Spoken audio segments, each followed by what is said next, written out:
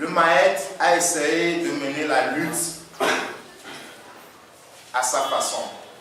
Même si aujourd'hui nous reconnaissons que la manière dont nous avons abordé la question n'était pas la meilleure, je pense que le Maët a réussi au moins à éveiller la conscience des jeunes Togolais. Aujourd'hui, la jeunesse togolaise, elle est consciente de ce qui se passe et elle sait qu'elle a un choix à faire.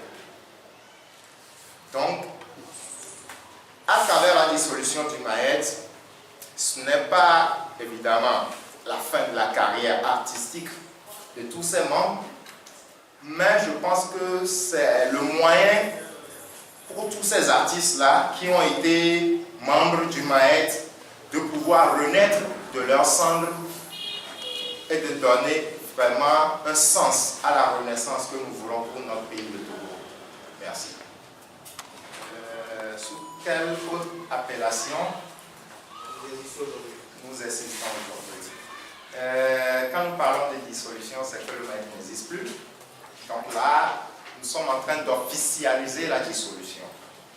La suite, je pense que ça va venir avec le temps, parce que nous avons vu justement que le Maët s'est construit à une étape bien précise. Et qu'à cette étape-là, on n'a pas pris vraiment la peine de pouvoir jauger tout le monde.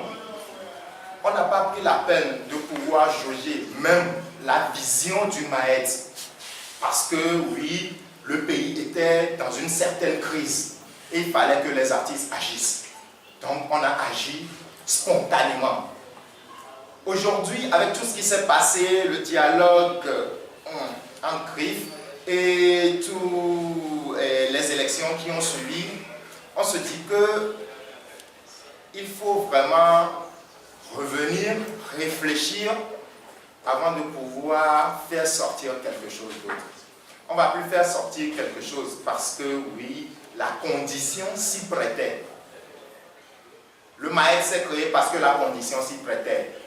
Beaucoup de gens étaient déjà dans la rue, les artistes sortaient, donc on n'avait plus aucun autre choix que de se mettre ensemble. Parce que ouais, à chaque fois que moi je sortais, je voyais Eric MC en solo, je voyais Amen Jassissé en solo, je voyais Rasli en solo, et c'est pendant les moments de pause qu'on arrivait à causer, parce que tout le monde était avec son équipe. Donc je pense que c'est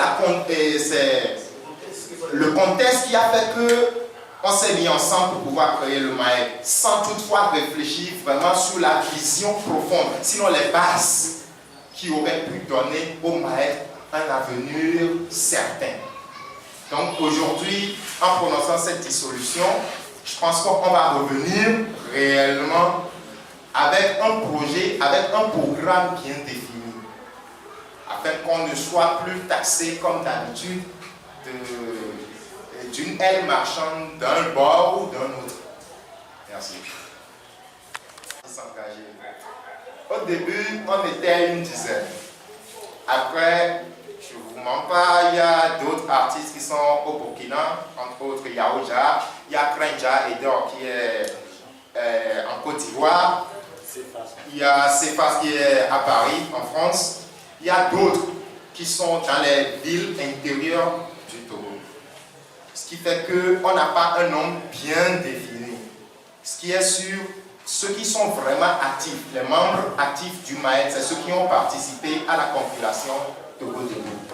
C'est à partir de cette compilation même qu'on a eu encore après beaucoup de gens qui ont voulu adhérer au Maët. Mais on a eu bien sûr des peintres et des plasticiens acclamés, des écrivains qui étaient là, des journalistes même. Mais à un moment donné, je pense que tout s'est effrité parce que la base n'était pas solide.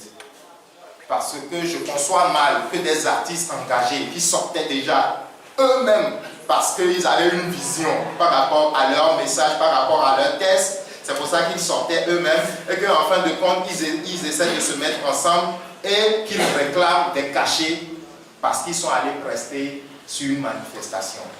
C'est impensable. C'est des choses qui font honte, qu'on ne devrait pas dire officiellement, mais c'est la réalité. Les artistes, ça a été toujours le problème entre le MAED et le Front citoyen Togo Debout. À chaque fois que le Front citoyen Togo Debout mettait le cadre podium à la disposition du MAED sans un cachet, les artistes du MAED pouvaient. Et nous, et moi, parce que Eric ne fait pas partie du bureau, moi en tant que secrétaire général, j'étais obligé de faire sortir les fonds de ma poche afin de combler le vide en attendant que, voilà, qu'une certaine diaspora ou qu'un bon mécène vienne faire les choses.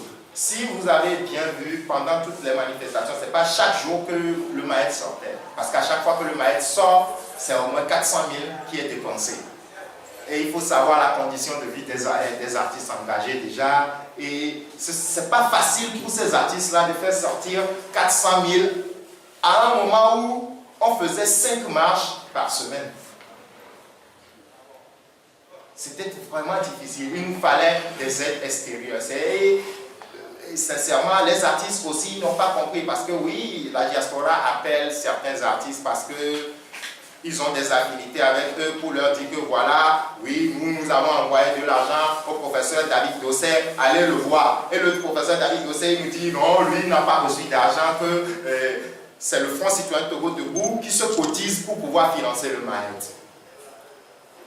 Et ça a été le premier problème.